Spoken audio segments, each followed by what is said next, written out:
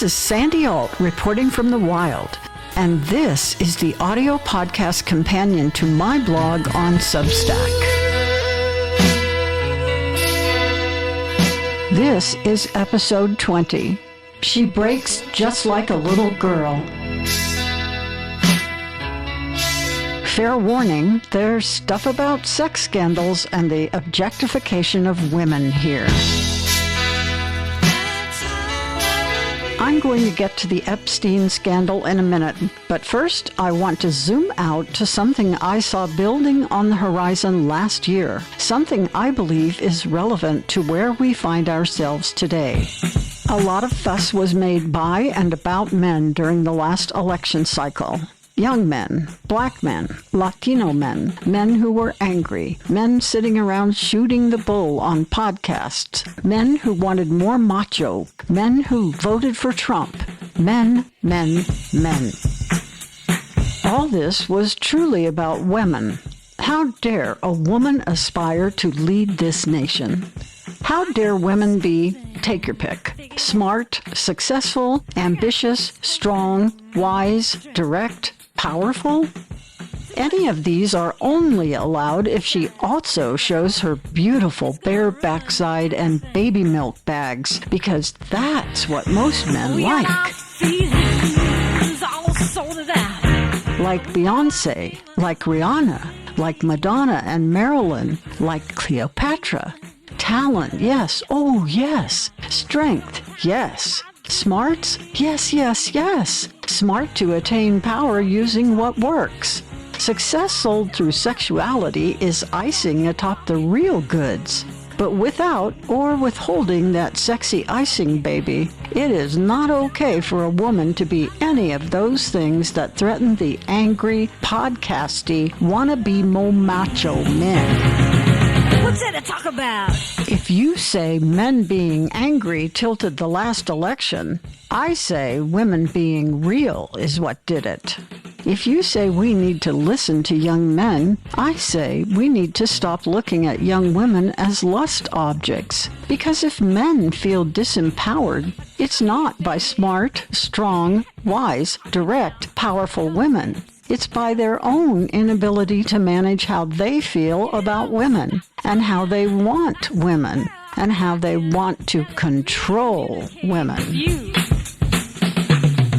If you don't see this control issue, plus A, Dobbs, B, the threat of reviving the Comstock Act, and C, the get women back in the kitchen, families should have a single income, babies are all we want women to do, and grandma should be there for the child care propaganda that vice power over women Vance spews about, and now the cover-up of the most extensive pedophile and sex trafficking ring are related, well, dude, you aren't zoomed out wide enough to see the whole picture. Look at where we are now. Across nearly the entire spectrum of the far right, especially Republicans in the U.S. House, it's also about how much they want to not control whether it's okay to rape underage women and get away with it. So much that when the Epstein scandal got too close to their maniverse ejaculator, the one adjudicated for sexual assault, the one caught openly boasting of grabbing women by the pussy as he ran for office, the one with a public history of lecherous predation upon young women, and dozens of women accusing him of sexual assault, those Republican men and their enabling Repubgaling women fled far and fast from their duties in Washington to avoid having to vote for the truth of which we already see evidence, truth that could be more clearly proven or disproven if they hadn't run away to keep from having the whole world see that truth. What is that truth? Did Donald Trump, like Jeffrey Epstein, prey upon, traffic, rape, and/or assault underage girls? We need to see the evidence to know. It would not be an issue if there wasn't already plenty of evidence of those two men being buddies, and plenty of evidence of Trump lusting after and being inappropriate with young girls, even his own daughter, which is nothing definitive, but also not nothing, and Trump hosting a cheerleaders party at Mar-a-Lago, where the only other male invited was Jeffrey Epstein, a party with otherwise only young, beautiful, and, did I say young, girls. How much more grisly evidence would emerge if Trump's Barbie Bondi attorney Galanerol released the files? Something motivates the Trumpeditor regime not to come clean, and at great cost to their credibility, such as it is, and public support.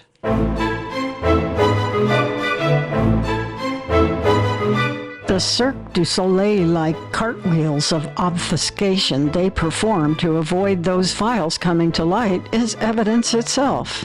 What is it they don't want us to see? And why is over half of the Congress willing to keep it hidden? After all, we're only talking about young, innocent girls, and maybe some young, innocent boys too, but mainly girls. And how valuable are they to the Republicans in Congress? How valuable are the Congress members' reputations, their professed faith, their own wives and daughters, sisters, aunts, nieces, when all the rules are off the table and they can run away and not have to deal with it? We're only talking about the integrity of the presidency, and that's been long gone. So they don't pretend to worry about that anymore. And if they help it slide off him, surely it will slide off of them. That stink of being fine with child rape. They finally have all the power. Why show any restraint at all? It's just about the possibility that the president, among other powerful men, took part in child molestation and trafficking young girls. Nobody feels any pain tonight as I stand inside the rain. Everybody knows that baby's got new clothes. But lately, I see her ribbons and her bows have fallen from her curls. The lyrics from Bob Dylan's haunting "Just Like a Woman" seem prescient almost 60 years after the song was released. Or maybe some things never change. I think there might once have been a line, though. A line beyond which it was societally and legally forbidden to go. Because there was a time when, if even the hint of a child rape scandal wafted near a man in power, that power was over. That man was a pariah, and there was no one who would go close to the stink for fear of getting it on them. Even in an otherwise semi-Gilead world that constrained women, predation upon children was forbidden. Now, a predator, a ruthless person who routinely exploits others, occupies the White House, propped up by his wake of vultures ready to do anything their insatiable suzerain desires. And evidently, nothing is off the menu. Certainly not truth. Nor integrity. Grift is their signature dish. Thievery is a regular special. Corruption is an amuse-bouche. Sexism, misogyny, Nazism, house specialties, and the cruelty, a plethora of daily options served with ice. Oh, and quietly, ask your server about pedophilia. Well, it looks like it might be on the private menu, the one they deny exists but will do anything to avoid having exposed. Where the hell is that "don't go beyond here" line for those protecting the predator-in-chief from exposing evidence when it involves predation upon young girls?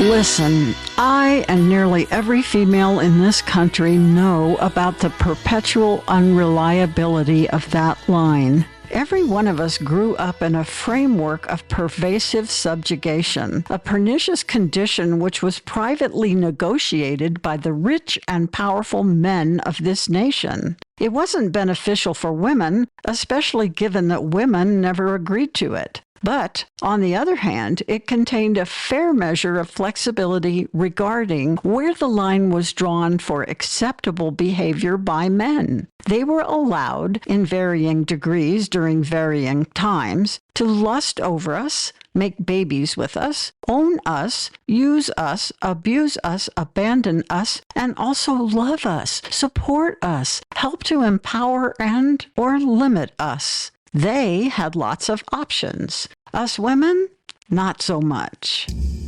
That line has undulated on lots of things in my lifetime, from sexual liberation to the open and unapologetic objectification of women. But pedophilia? And by the way, who needs protection here? And who are the victims?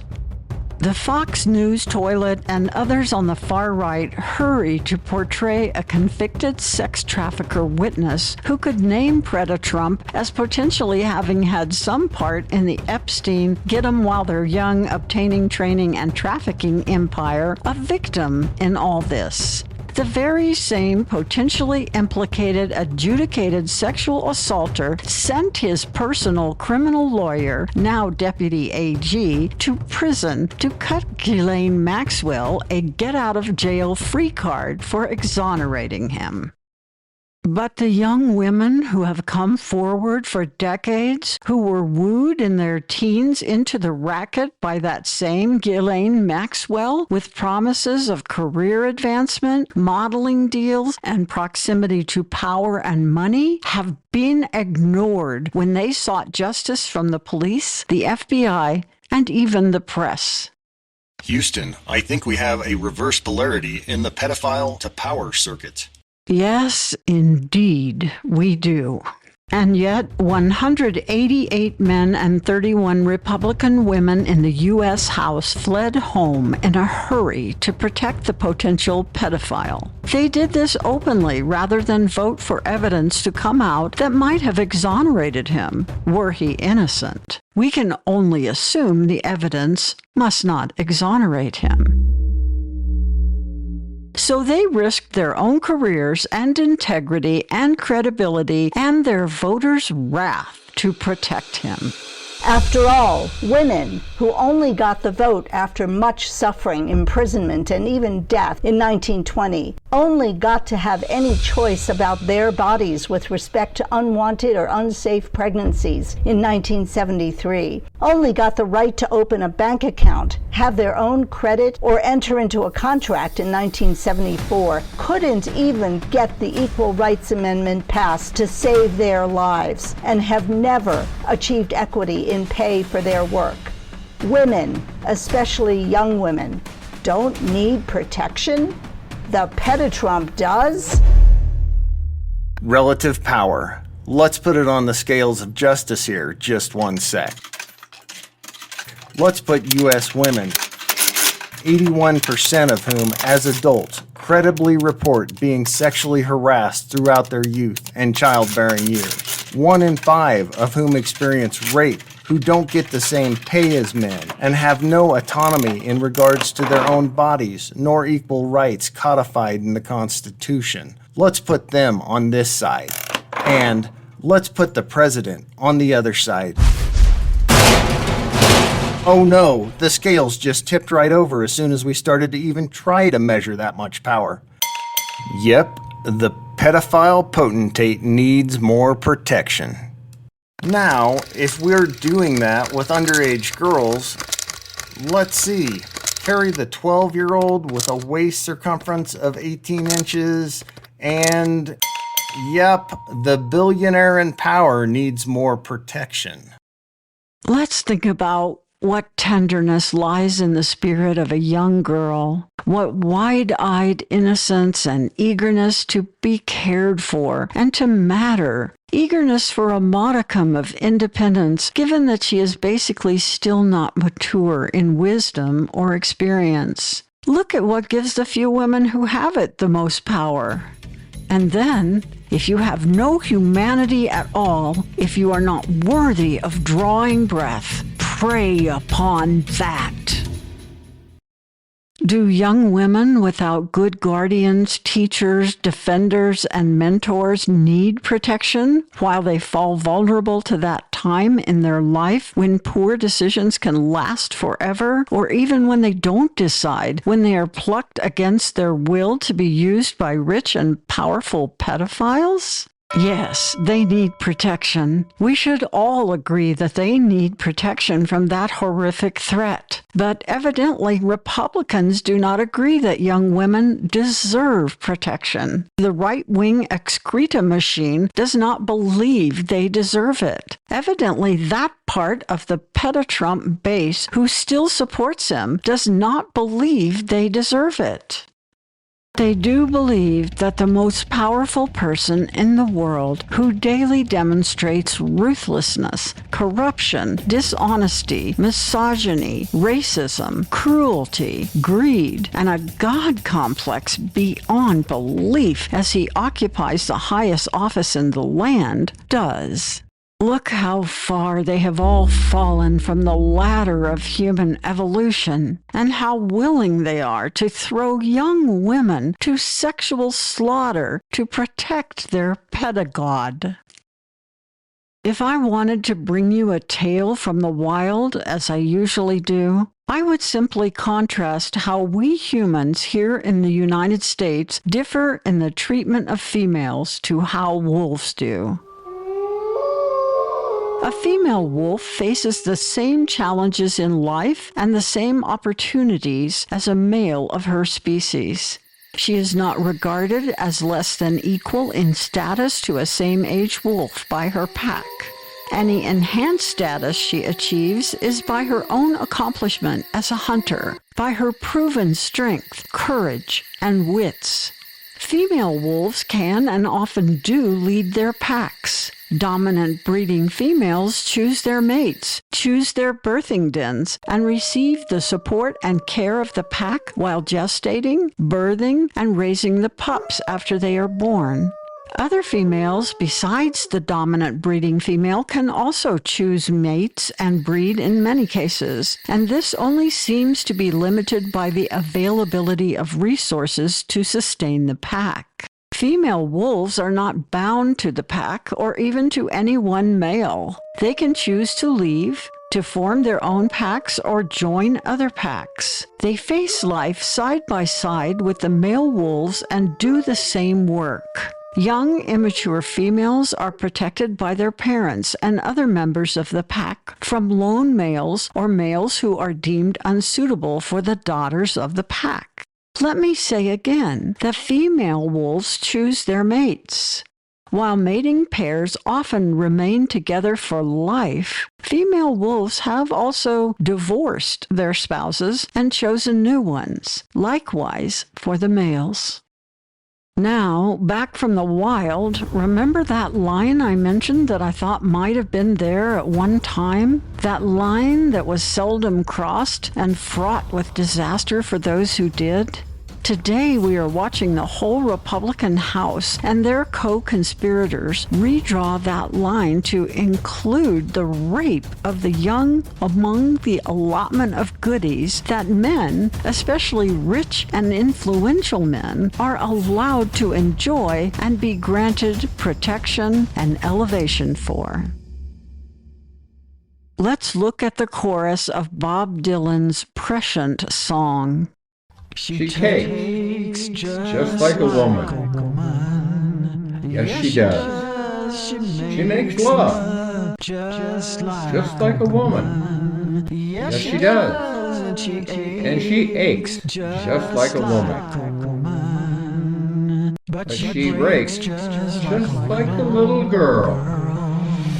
This tyranny in power now is trying to break women. They are not all that different from some previous entities in this regard, but they are more direct and more open about it. And they have seized more power and are exercising it to make women into disempowered, helpless, optionless, controlled little girls.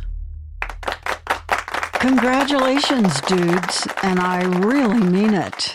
today some of those bros are waking up who last year were spreading their legs wide while sitting around on couches complaining on podcasts about women plotting to emasculate them. Whole gaggles of guys have stopped whining online for women to get back in the kitchen and make babies, while thems with the dangly parts get to roam the whole rest of the world and reap all of life's promise and possibilities, and have started to demand the release of the Epstein files. Maybe they see they helped move the line, but they never intended it to go that far. Maybe they see they got dude-duped into thinking the manoverse would be gooder for everyone, but they don't like that they were hoodwinked into something this horrible. A few of them have openly expressed regret that they helped give these miscreants dominion. And one even said that MAGA was the greatest hoax the rich and powerful ever played on the people. That hoax has all the power to harm humanity, and now they're trying to make it okay to prey on young women. And because the Republicans in Congress are in lockstep with their pedo leader, and the next pedo leader is already teed up and waiting in line because Trump will die or be impeached or be dethroned for his noxious reek, now nobody knows what's okay for rich and powerful men to do next. Whatever it is, when you're a star, they let you do it.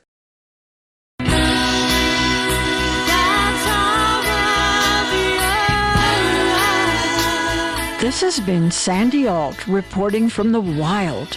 Every week or so, I publish a written blog on Substack, and then a few days after, I produce a podcast version like this one. You can read and subscribe to the companion blog to this podcast on Substack at sandyalt.substack.com. I hope you'll subscribe and share it with your friends. I want to express my gratitude to 3 talented voiceover artists on my production team for their work in this podcast. T. Kearns for the Houston and Weighing the Right to Justice voice, Ron Shukar for his interpretation of the lyrics of the song Just Like a Woman by the inestimable Bob Dylan, and the brilliant podcaster Channy Peters, who gives voice to women here. I also want to thank 2 members of our content development team for their help in refining this script, Teresa Dowse-Weber and Eric Brody. Eric's blog on Substack, Decency and Sense, is well worth a look. And if you want more stories from the wild, look for my Wild Mystery series in book, audiobook, and ebook. You can start with any book in the series and go wild.